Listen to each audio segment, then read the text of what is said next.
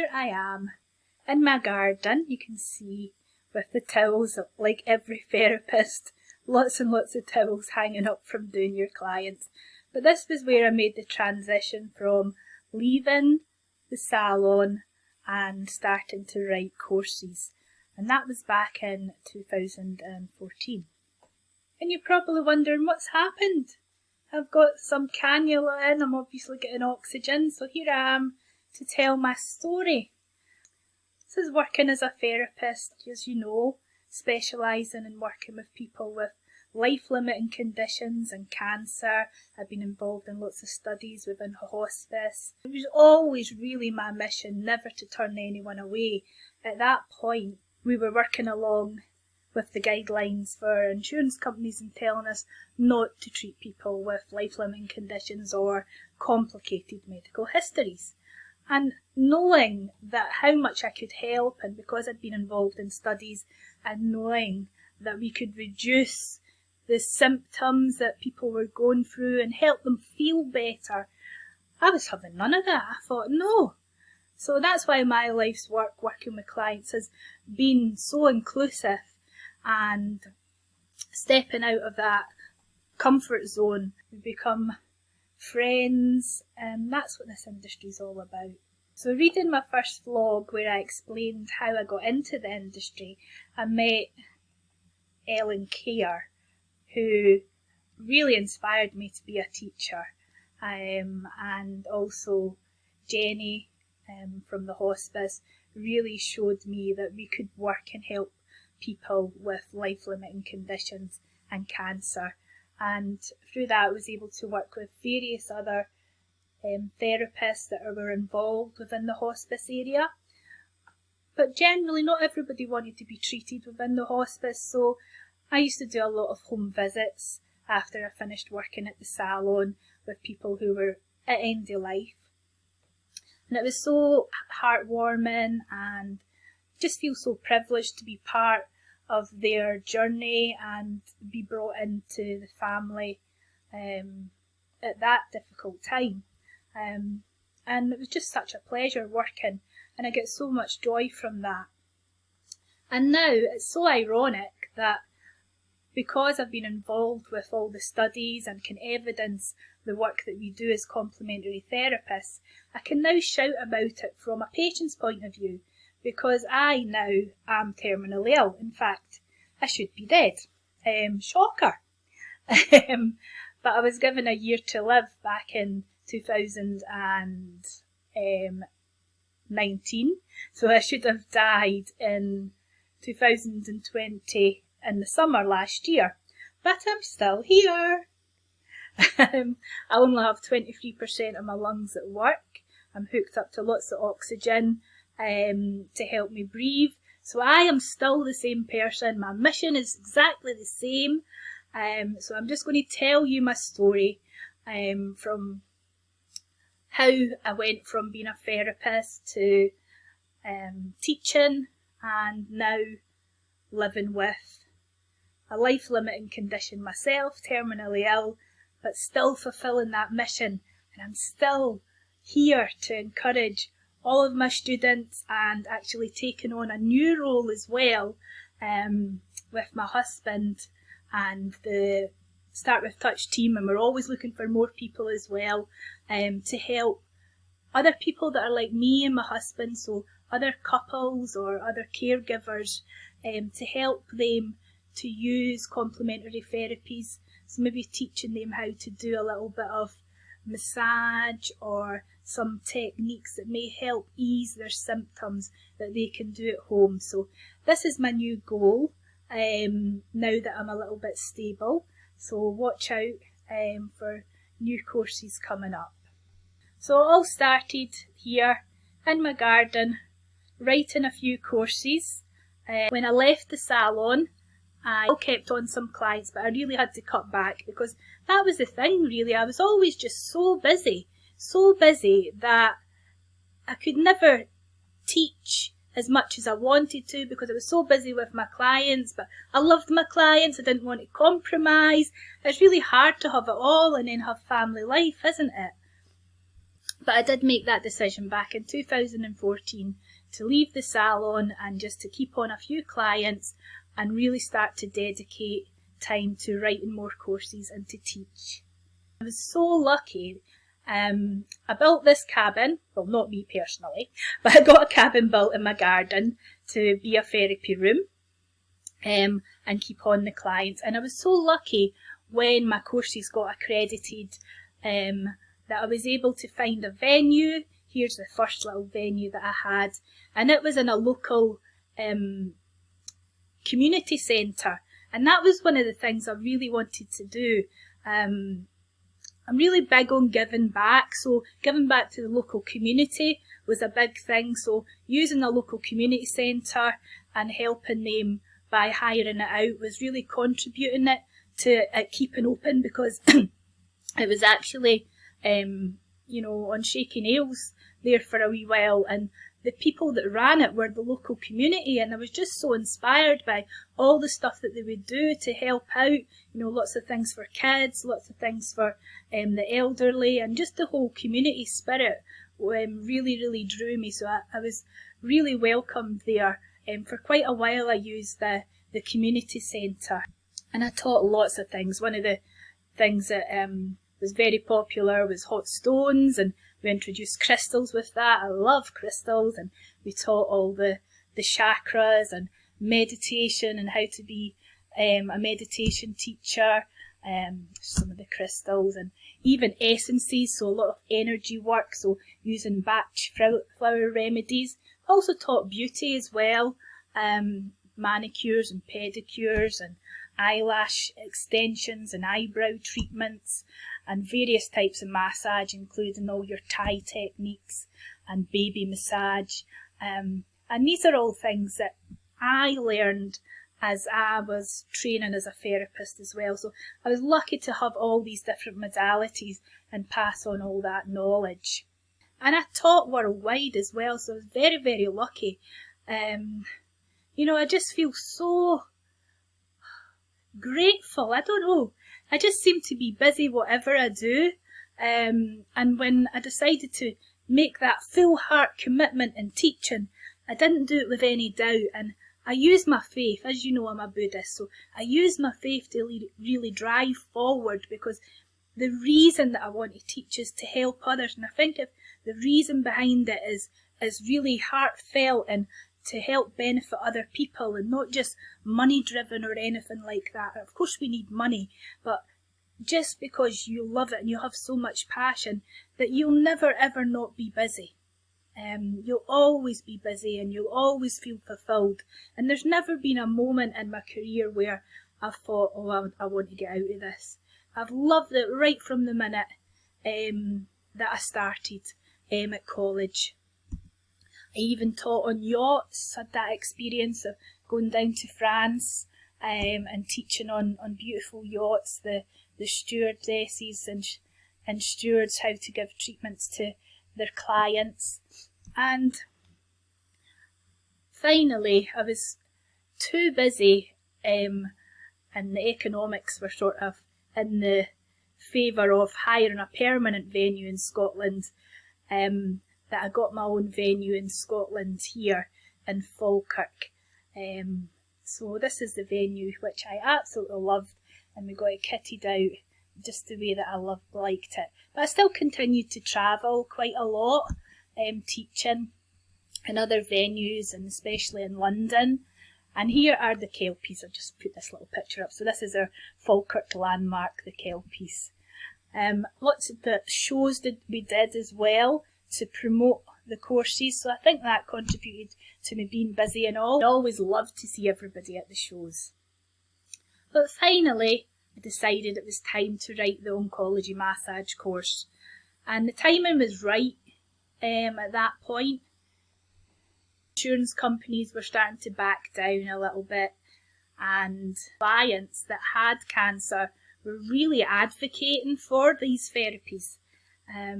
So we just had to wait until the time was right. And there was some oncology courses popping up, but because of, you know, the training that I have done in the past and the other people that I know in the industry that have worked and done research, I felt that there was things that needed to be taught, and taught in a more simplistic way.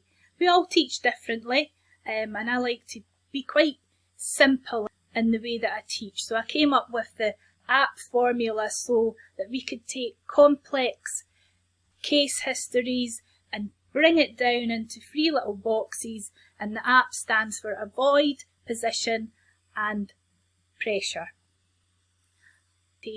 You could be sure to know that you would be delivering a safe treatment, and also to help therapists feel confident, because it's pretty daunting putting your hands on somebody that's really, really ill, and you do not have to be a nurse or a doctor. In fact, nurses and doctors don't know absolutely everything about medications or anything like that. So I wanted to write a course that would help people feel confident and be really, really simple in how we treat somebody with cancer.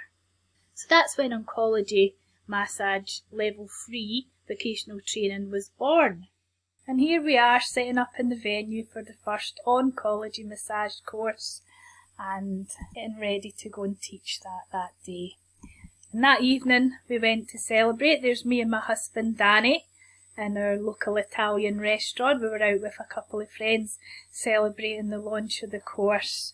So a lot of hard work went into getting the course accredited. It was the most challenging course that I've written. I really had to break down barriers with all the insurance companies and accreditation companies to get what I wanted for you guys out there, so that there was no barriers put on how we treat our clients and how we might need medical permission and things like that. So it gave us the control back, because of course sometimes all we do when we might alter somebody's treatment is just do a touch therapy, which is completely safe. And sometimes all the adaptations of oncology massage might not be a massage at all. It could simply be just some comfortable bolstering and some touch therapy, which I call restorative touch, where you're just sliding over blankets and helping people feel really relaxed, and maybe using some visualization and some meditation. We can really make things safe and nurturing for our clients. Straight after I got the course accredited, there was a big showdown at the NEC, and I was used to doing a lot of promotional shows for promoting all the courses that I taught, and I thought, oh, wow, I must do this. I think I got it all wrapped up within 10 days, maybe just over a week, but I couldn't do it myself, so I thought, who am I going to get to help me? My husband couldn't take time off. He's quite a shy person. He's come out of his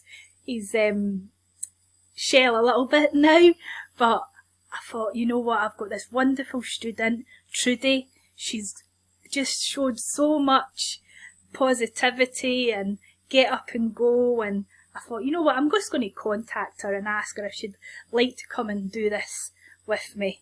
So I did. So there's me and Truds, and Truds is also part of the Oncology Massage Start With Touch team now, and she's become a really good friend, and that's what you get in this industry with clients and other therapists, is lots of like-minded people. So I'm so lucky to have genuine people in my life that can be there to help me, and you know, I can give back to them. So there's us heading down to Birmingham to do the show, which was absolutely fantastic, and I just continued to teach when I got back, all the students, and then I had the opportunity to go to Boston.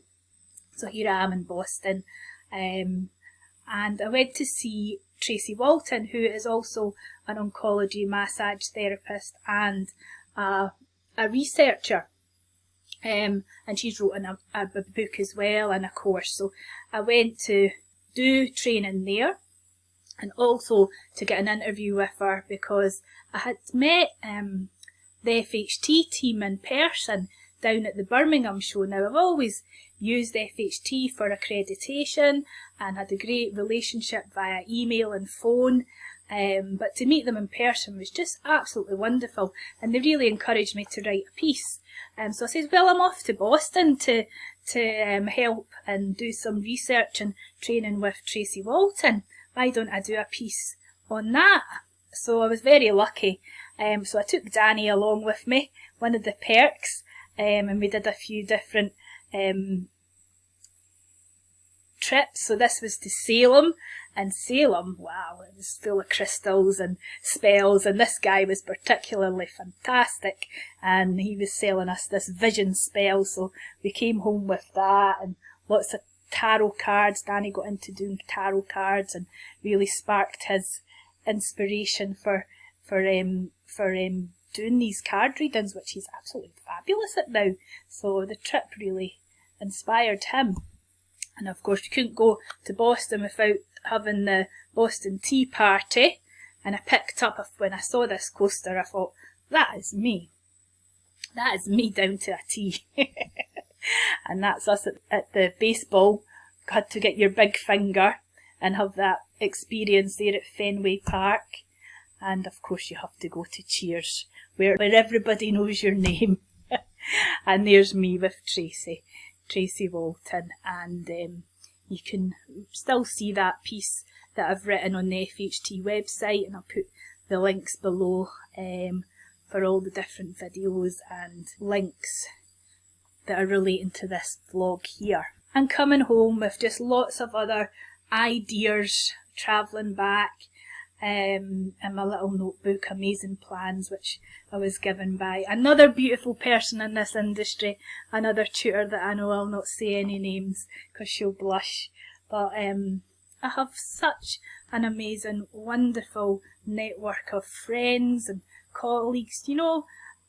I just feel so blessed, so I do. So back in Falkirk, I was feeling a little bit at this point. This is where my health had changed. When I came back from Boston, I thought it was just the heat. I thought, I feel I'm getting a bit unfit here. So we joined the gym, and I was trying to run. Now, I'm usually quite good, you know, it starts off slow and you can run, but I just wasn't getting it. I thought, well, maybe I'm getting older now, maybe my body just wants the yoga. So I would even go to the yoga and I would struggle. And I had been diagnosed with asthma as a kid, but always related to some kind of allergies, and it never bothered me, so I thought, well, I'm supposed to take my inhaler more when I feel out of breath, so I did. So I did that for a few months there, and in the summer, and it just wasn't getting any better at all. So I went to the doctors, and they referred me to go and get some patch testing and things like that. So I got that done, and there was nothing really major showing up whatsoever. I had this big trip coming up for my 40th birthday to Japan, and you know, my breathing wasn't getting any better, so I thought I better book into the doctors before I go to Japan. So that was in October, but from the summer to October continued to travel, and here was one of the venues in London, and it was free flights up, so I really struggled getting up these free flights. It was a really hot time as well in the summer. And here's one of the courses in the venue in Falkirk, doing all the bolstering techniques, and all the lovely students that we taught. This is me in London, so when I was in London I used to also make the journey to our Buddhist centre and do some volunteer work there. And this is us just heading off to Japan. So like I said, I booked an appointment with a doctor before Japan, and I just explained about my breathing. So he gave me like a 5-day course of a small milligram, I think it was even, it's like 3 or 4 milligrams of steroids. God, I think that's wonderful because I'm on so much steroids now. And he says that should help, and if it doesn't, just come back.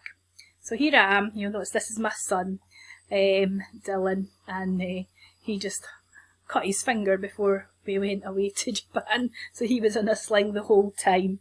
But in Japan, really struggled. I was able to walk, but just very slowly. Going up any incline was really hard, and one of the things that we wanted to do, because I'd planned this trip for my 40th, and we were travelling and staying in lots of different places. So we booked the bullet train a few times to travel all the way to the west side, and stayed in Hiroshima, Kyoto, Matsumoto, and the things that I'd planned for the main trip was the Nakasendo Trail Walk. And it wasn't even a high mountain compared to things that I've walked in the past. So when we went to do that walk, that was when I knew that something was seriously wrong. So at the beginning, I would maybe walk for a few minutes and my face would go bright red and I'd get really, really out of breath. And Dylan said, "Mum, something's wrong." And I was like, "Oh, I'm fine, just keep going, keep going." So I'm so determined that we were about an hour into it and we'd hardly walked anything, and I was really holding Dylan and Danny back. And I thought, you know what, something's seriously wrong there. I really knew, what this is my heart. So I'm going to take a heart attack or something. How am I going to get out of this? This is just silly, you know. So I started to worry myself, and I thought, no, something's wrong. So I said to Dylan and Danny, "You go on, I'm going to walk back down the hill and I'll get the little bus and meet you at the other end." So that's what I did. So from then on, I knew that I needed to book the doctors when I got back. After our lovely trip, we had a fantastic trip. We went to the Zen Buddhist gardens, had lovely different meals. This is where we make the onamayaki pancake with noodles, and we got this in Hiroshima, and I've actually made it at home. I'm going off track here, but I love to cook as well. I was a trained chef before I did what I did, and that's in the bamboo forest there. So when we got back, I went to the doctors and he instantly did a referral to the respiratory. So from the October until Christmas, I really did start to deteriorate, but I had still quite a lot of teaching to do, and I really persevered teaching all the different courses. I was up for Tutor of the Year Excellence Award, which was, still can't believe that, and was invited to go down to London in November for the award ceremony. And here I am at my dad's, so I was very lucky to have family to live with at that point. I mean, that's a whole other story. I mean, 4 years ago I was contacted by my sister, who I didn't know I had, and turns out they're all living in London, and all the time that I've been teaching in London and paying for hotels, there they were. So, you know, how fortunate to be starting to feel ill and have the comfort of family around you to help you at that time. Anyway, that's a whole other vlog for another day. But here I am with, that's Annie from FHT and accreditation, and she gives the most wonderful hugs. And that time that I was exhibitioning at the Birmingham NEC Centre, when I first met her, she just opened her arms and said, "Oh, Maureen, it's so lovely to meet you in person." And it was so lovely to meet everyone from FHT in person, but especially Annie, who was so helpful in getting the course accredited. And of course, the award ceremony was all about integrating healthcare, which is what we are all about. And this is my sister, who I also stayed with while I was teaching the courses, starting to feel that little bit breathless as well. That picture of us, and we're travelling. I'm looking a bit weary there, really, because things were getting a bit tough. This was one of the venues that we taught in London. 3 stories high, so it was quite a challenge to get up these stairs while I was feeling breathless at the time. Of course, it was a very hot day, which was even more challenging, and all the students that passed all their courses with me and persevered, you know, I knew they were worried because I was starting to feel breathless, but I would just say I get my breath back, and I was just going through, I didn't know what was happening at the time, I was just going through some investigations with my breathing, but I was still able to teach. And this was at the awards ceremony. I've got a little video there. This is Jane, who is an oncology massage therapist and works within the NHS, and then there's Jane Sheehan, who is the foot reader, and I did a little video while I was down there and got totally photobombed by Jane, which was really funny. So you can see the link for that. And here's my daddy. Now my daddy had to take me, and he picked me up as well, because I don't think anybody really noticed that I was breathless because I sat down a lot that day, but I was really struggling, and I was really thankful that my daddy come and got me. This is one of the courses I was teaching for FHT. It was how to adapt massage for risk of lymphedema and risk of DVT, so it was like an excerpt from the level 3 oncology massage course, and it was filling in the gaps of some other massage courses that are out there, so you could start to work with people with cancer symptoms. So I was becoming more and more breathless and really relying on other people driving me places, but not really the driving, it was more lifting things. Whenever I was lifting anything heavy or setting up, I really needed help with that, or otherwise I'd be completely knackered and my energy would be completely gone. So I had to preserve that for teaching the actual course. So here's my hubby stepping in again, taking time off his work to come down to London with me. And this was another day teaching for FHT at a beautiful venue in London, and I actually had a lift, which was fantastic. So there was no stairs. And one of the last days in teaching in 2019 was at a beautiful spa, and here I am. I was teaching the hot stone therapy, and this was me sitting in the lunchroom, and they had beautiful pods outside as well. So that was up at Pitlochry in Scotland, a beautiful spa there. And here's, I thought I'd just put this in because my husband just was so fantastic that he knackered himself out. So this was him on Christmas, just knackered. And me, I wasn't looking too hot either. By that time I was pretty poorly over Christmas, and my GP kept sending me to the hospital. We were still waiting on that referral for the respiratory consultant, and I was catching infections, so I was really poorly then. And he thought, well, if I send you to the hospital, you'll maybe get a referral quicker. So I think that day I toddled off to the hospital and sat for hours to see if it would help. I didn't really, but all I can do is praise my GP for everything that he's done. And, you know, there's many people that would miss something like just having breathing problems for such a young person like myself, who was generally fit and active. He sent me to the respiratory consultant straight away. It was a fantastic judgment call on his part. And I eventually saw the consultant in January, and I went for some breathing tests, and he said, you know, it's definitely not your asthma. I'm going to put you in for some CT scans. Might take a while, but you know, from that point, from January to the February, I was travelling again back down to London, and I was so wiped out and knackered, and my breathing was really, really bad. I was struggling to get up the stairs in my own house. It was that bad.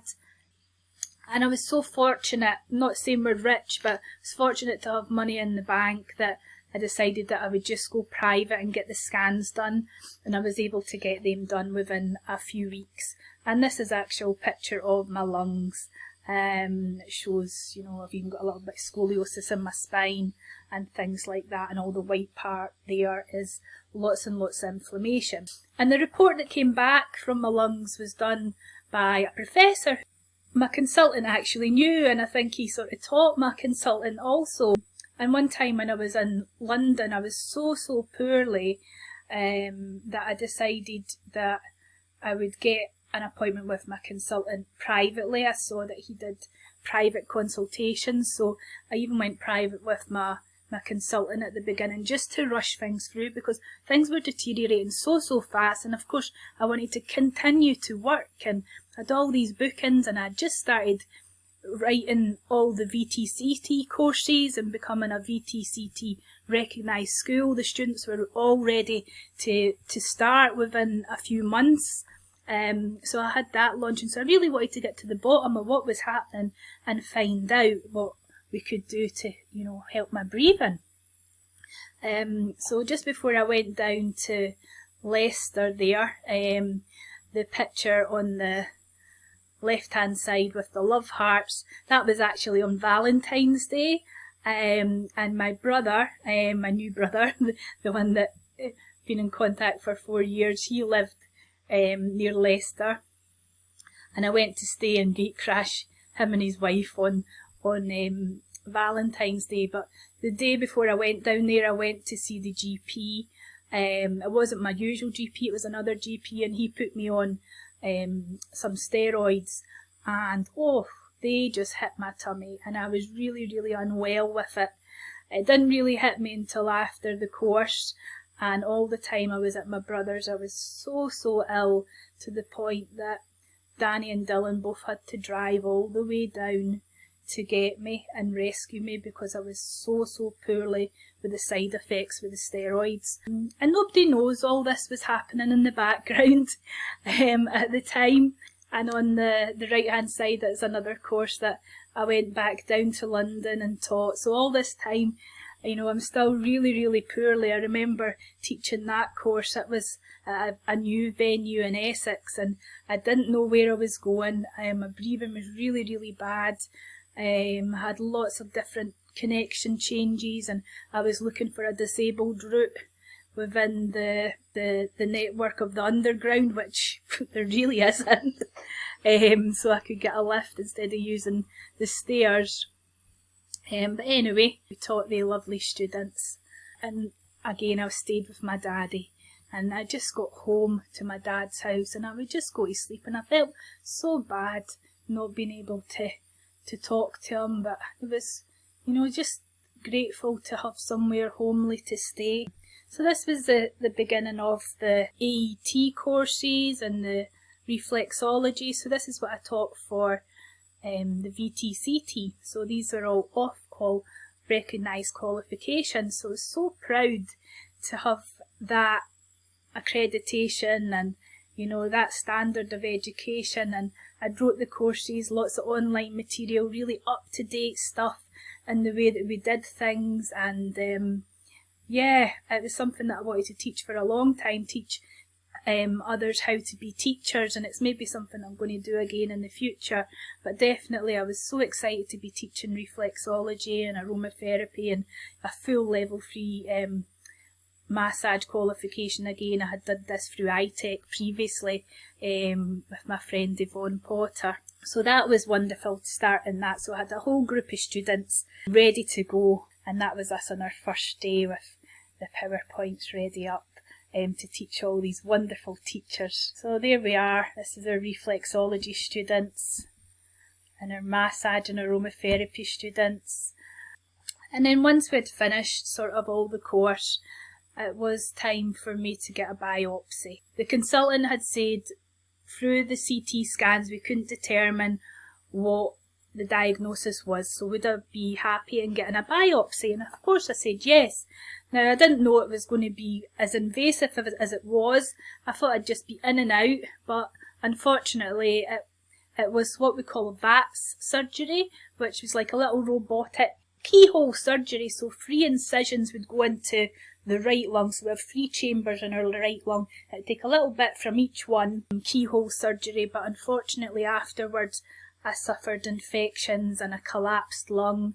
So I was very poorly. I was in the hospital for 10 whole days, and I didn't expect that. I thought I would be in and out because I had shows booked to do at the Glasgow SEC and back down to Birmingham again that year. But this time I'd been asked to do a talk on the main stage about oncology massage. So after the hospital admission, because I had the collapsed lung, I really couldn't breathe and I couldn't walk. So I came out of the hospital in a wheelchair. I was unable to walk any long distances at all. So I had a wheelchair. I had to actually get a wheelchair from a charity, and later on it was my GP that ended up getting me a wheelchair to use. But I still did the show. Of course I did. I did the show with the wonderful help of friends, and there we are. You can see adapting therapies for cancer. At 1:45, me on the stage, Maureen Bonner, Start With Touch. And there was the stage there. The guys were brilliant, so we had to bring the podium down, rolled up on the wheelchair. And there you can recognise Laurie Graham there. She's part of the Start With Touch team.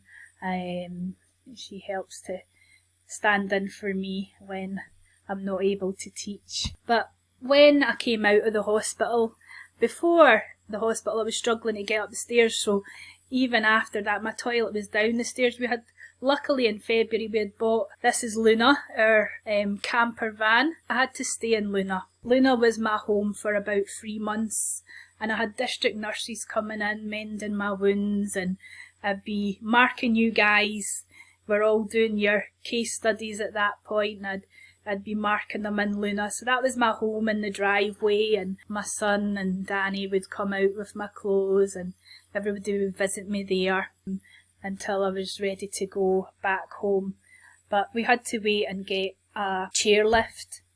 Still had some courses to teach, and I had, like I say, I'm so lucky to have wonderful friends, and one of those is Lynn Reid, and she is an amazing person. She is a therapist. She's responsible for, in this local area, in the council area, setting up therapies for adults with different learning difficulties, and the knowledge she has in working with that group of people is just amazing, and how she adapts her treatments to work with people with learning difficulties, and it's just, I've learned so much from her. She's such a caring person, and I don't know what I'd do without her, especially when I started to get ill. She would come round and do therapies, help me out, but also I'd asked her if she wanted to come and help co-teach down in Sheffield and drive for me. So there we are. We had to go up in the hotel, and of course, because I can't walk, we had room service. So as Lynn says, we had to put a picture up of the whale. This is her whale and chips that she had. And we were treating herself, and had a lovely time in Sheffield with the students there teaching. But I couldn't have done it without Lynn driving me down there and setting all the room up and doing everything so that I wasn't using any of my energy, and I was conserving it for really teaching and the actual course. I was on a lot of medication as well. So we're just getting ready to do the show at Birmingham, and of course, who would I ask other than Trude? So Trudy was asked, and I said, Trudy, but this time we're going to have to drive Luna. Let's make it an extended wee stay, because we've got a whole show to do the whole weekend. Let's make it a wee holiday and just take our time and getting back up the road. It's a long drive. She says, oh, I've never drove something as big as that. But she drove a tank at one point. So we went a wee drive in Luna. Luna's quite a big girl. And she was like, this is great, I can do this. So off we went in Luna, and we went down to the show. And at that point, when you think everybody's wearing masks now, at that point I was wearing my mask. I sort of knew that I needed to take care. I'd also just had my diagnosis and my appointment with my consultant, and he had told me that I'd had a condition, a rare condition called NSIP, which stands for non-specific interstitial pneumonia. And unfortunately I had the two different types, fibrotic and the cellular type, which caused a lot of inflammation.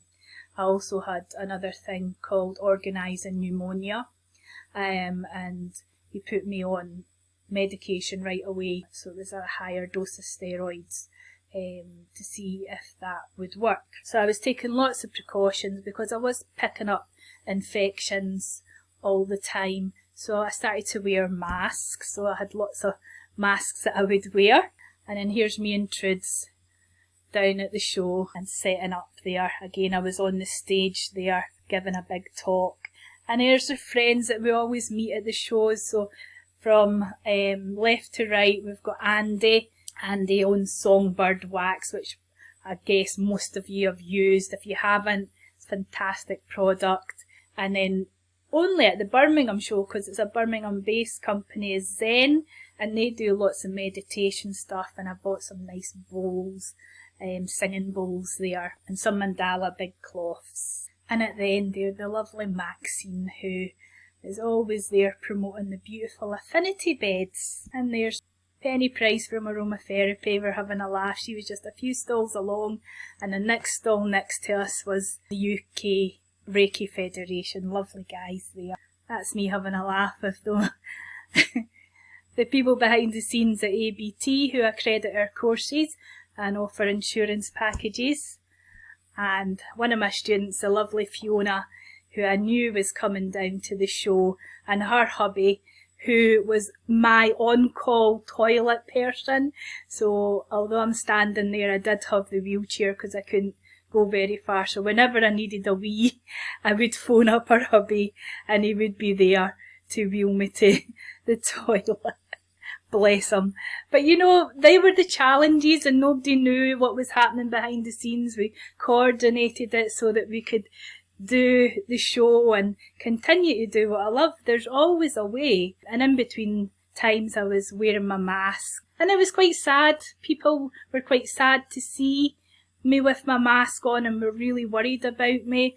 And of course you can see my appearance. My face was starting to balloon out with the steroids and things, so it wasn't because I was munching too much.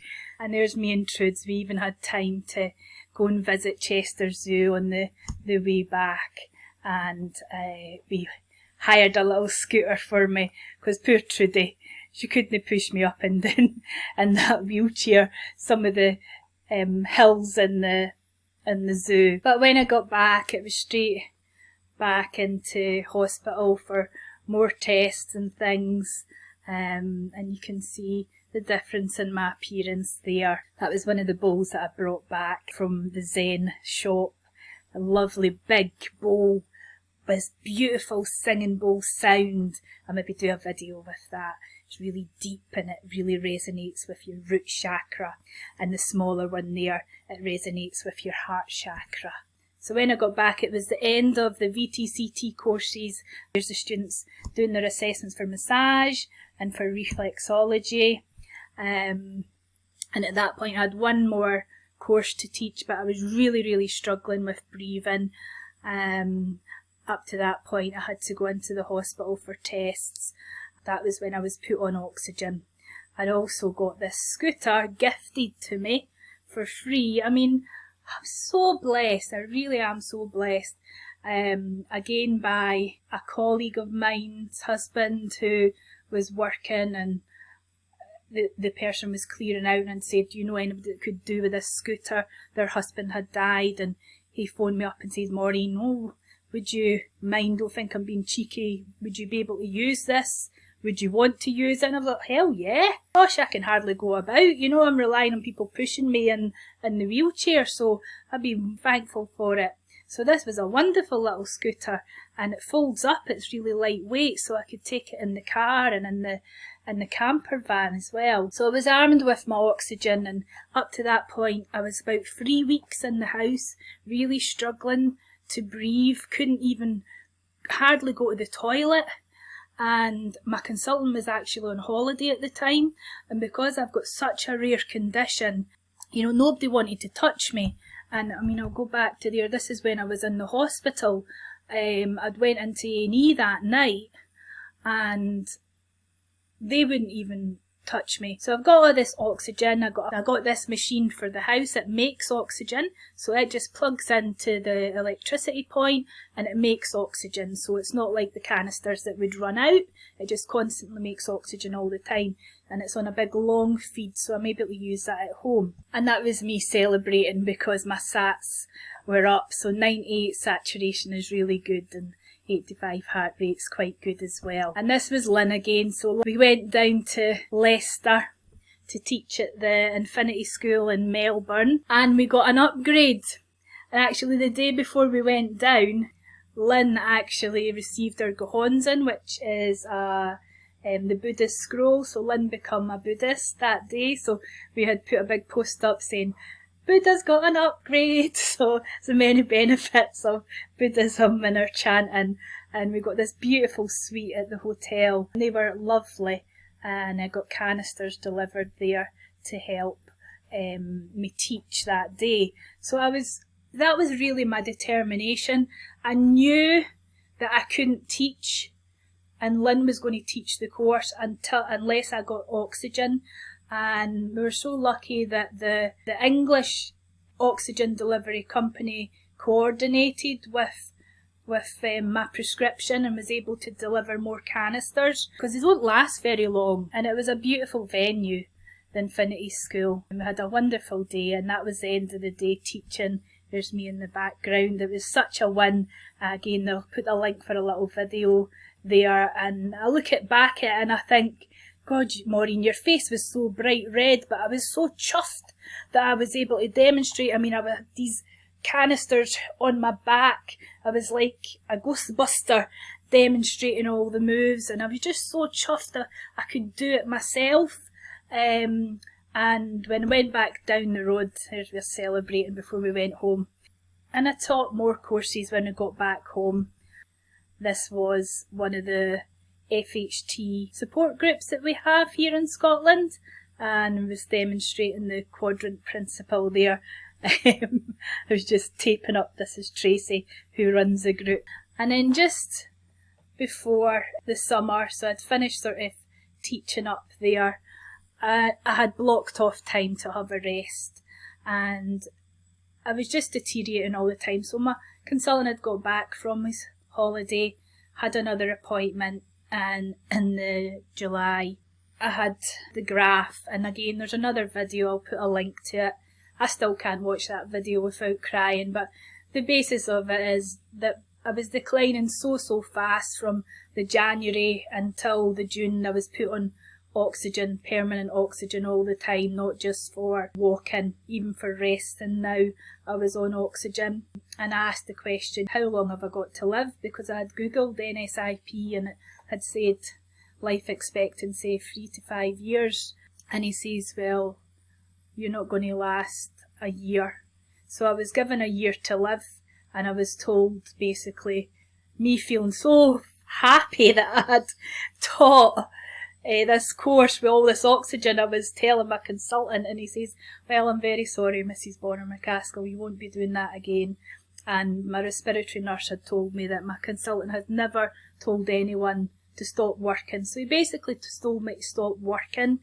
And I don't think it was the diagnosis of a year to live that got me, it was the not working, because at that point I'd had the students do their VCTC assessments, and we had the external quality assurer in from VTCT to do their first report on the school, and we were given, 100% glowing reports and recommendations for how I'd put together the course and how I'd done it so interactively and brought up to modern standards of how we were communicating through online Google shared sheets with the other IQAs, internal quality assurers, and what I had created was, I was so proud of it that it broke my heart. And even talking about it now, it's just, I went through some kind of grieving process. So I took some time out. So here's me and Danny, we went away in the camper van, and it wasn't comfortable. Even though I had the oxygen with me, I was still struggling to breathe and things like that. And I was just trying to figure out, how could I still do things? How could I still do what my life's purpose was? And did I want to work up to the last year? And did I believe I was going to only have a year to live? I thought, no, I don't. I don't believe it at all. I'm going to completely transform this situation, because that's what we do in Buddhism. We extend our lifetime. So I was so determined that this is what I was going to do. This was back in July 2019. So it took some time out. Me and Danny went travelling in Scotland. And then it wasn't long till my consultant phoned me and said, I put you in for this trial, we've got to give it all that we've got, things are deteriorating, so we've just got to fling everything at it. We've got this trial called rituximab infusions, and we don't know if it's going to work because, you know, we don't know how to treat this condition or this, you know, rare, complex variety of interstitial lung diseases that I have. It's so rare. So I says, yeah, I'm up in Aberdeen just now. We'll haul ass and we'll get back down for these starting. So I did. So that was me in the hospital getting these rituximab infusions and trying to give it all it had. But unfortunately, it didn't really kick in, or we didn't give it enough time. Time was passing so fast and we were changing medications so frequently that we didn't know what was working or what wasn't working at all. And I was going downhill, and every time I was getting my appointments for my lung function test, you just saw the graph going like that. And I was losing every bit of my lung function. So I thought, you know what, I have to stay healthy. All the times I was picking up infection, it's just losing part of my lung function. So that was going to be a mindful decision for me. So I had to put things in place. I didn't take any more students on for VTCT. I thought I need to shut that course down, but I really still want to carry on with the oncology stuff. I've got tutors that can teach that. So that was the main goal. And here we are in the summer for the students came to visit me and pick up their certificates. And that was a wonderful day seeing them. I do like a wee selfie, so I just thought how I've changed in my facial appearance because of these steroids. And this was me in the cabin, so we were preparing it. It looks a mess, but everything was a mess then, to sell off all the beds and all the equipment I had for training, because it was going to be coming to an end. I couldn't teach physically anymore. I couldn't do it in person for risk of picking up infection and losing any more of my lung function. And here's our beautiful Lynn, and again, smells and lots of things were having to change in the house. My husband and my son and everybody had to stop using perfumes. My hair, of course I've got grease like everybody else. We had to look into other products. So here's Lynn, she's actually a trained hairdresser as well, mixing up henna. So this is what I use for the old roots now. So I had the henna on and we were having a laugh. I don't know what I'd have done without her. She just kept me going all the time. And that was one of the last teaching days in person. I was very poorly, and Danny came with me. We drove down to Manchester, and in the blue uniform there's beautiful Joanne Lee, who is such a wonderful tutor and a beautiful person that I had the privilege to have just met, and just had a great bond with her. And she now, if we ever go back to teaching or assessing in person, we'll be doing that from the Manchester venue. So it was lovely going down to meet her Joanne again there, and it was students, and some of these students flew over all the way from Ireland to see me again. I'm just so privileged that, you know, people want to train with me, and I'm happy that I can still do that now too. So like I say, things had deteriorated so much that I had to up the game again, and now I have 2 of these big compressors I'm on in the house. So that provides enough oxygen for me to be able to breathe and do things. And I have a different portable system too, so this fills up from a big tanker. I still have some of these little cylinders as well as backups, but that's what I use.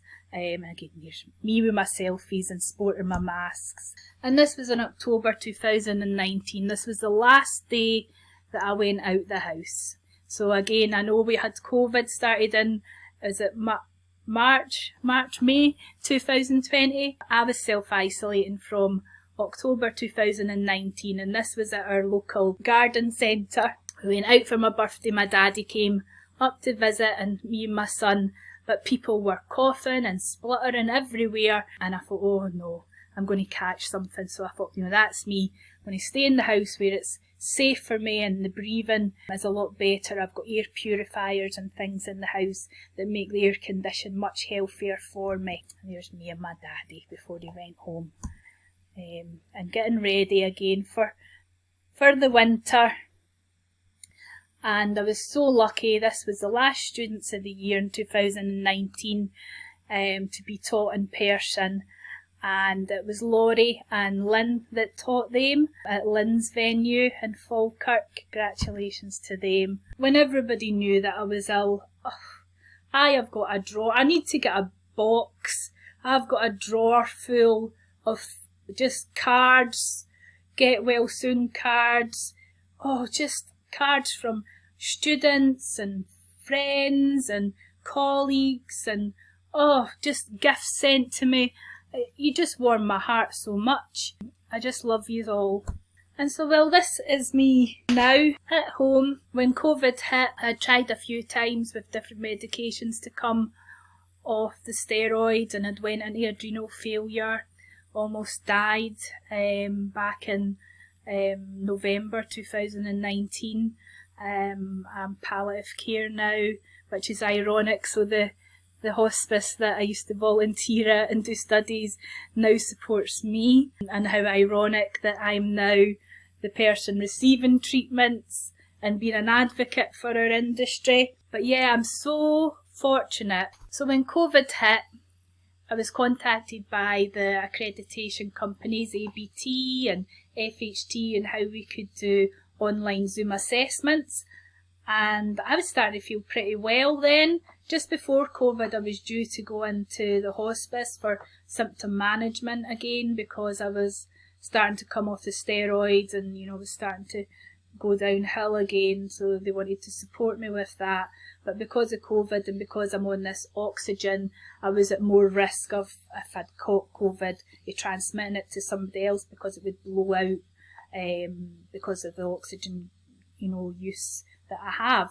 So that was all cancelled, and I was quite happy staying in the house, and I agreed with the consultants and the GP, let's just bang the steroids up and see if that'll work. So we did. We went on a super duper dose of 50 milligrams.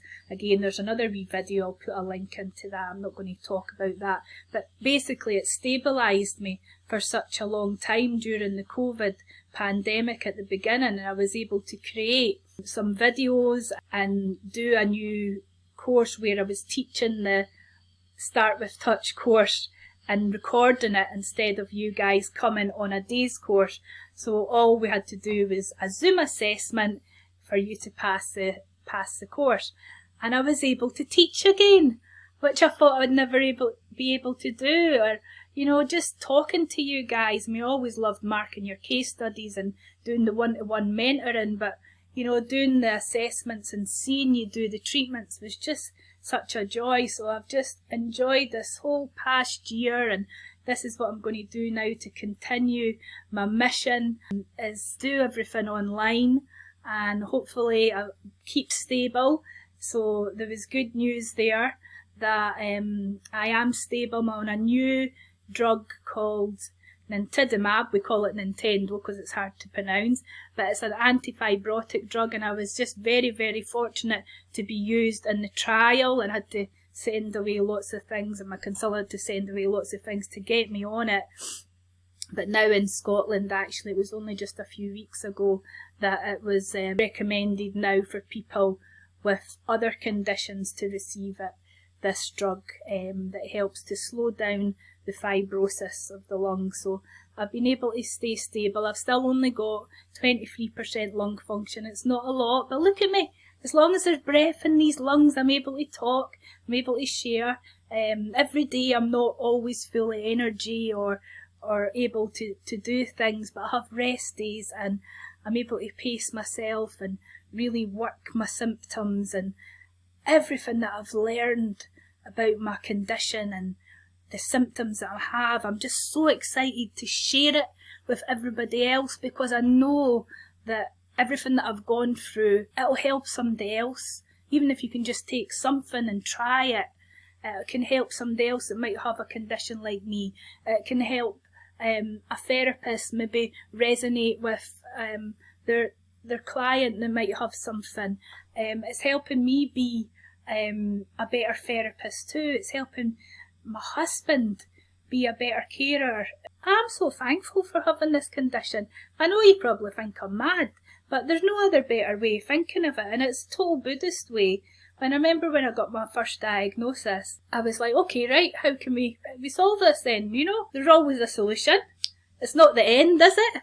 And for a while there, I was thinking back to all the memories that I had, and, you know, now I'm like, oh, let's just make new memories. I'm not dead yet. You know, they said they were giving me a year. God, I could live till I'm 100. In fact, that's what I'm chanting for. I'm chanting every day to live for 100. I'll probably outlive everybody. So I mean, my mission, and I'm still the same person. I mean, my face is different. I mean, I look back at all the pictures, and putting this together has been one of the hardest things. Looking at these pictures and writing this story and seeing how I've changed physically. But inside, I'm still the same person. I still got the same sense of humour. I still got the same mission, and I still want to, you know, help everybody and support everybody. And don't think that, oh, I can't message Maureen or ask her for any kind of support. You know, if I'm not able to answer it, I won't answer it. I'll pass it on to somebody else, or I'll get back to you in a couple of days. I will be honest and I'll tell you, look, I'm not feeling very well just now, but, you know, it gives me so much joy to help you. I mean, I was just on the phone this morning to somebody, giving them the wee kick up the backside, as we say. Just a wee gentle bit of encouragement, because they'd lost all confidence. And I don't know why, because yous are all amazing therapists. And the confidence just sometimes gets knocked, you know, and if I can do it, you can do it.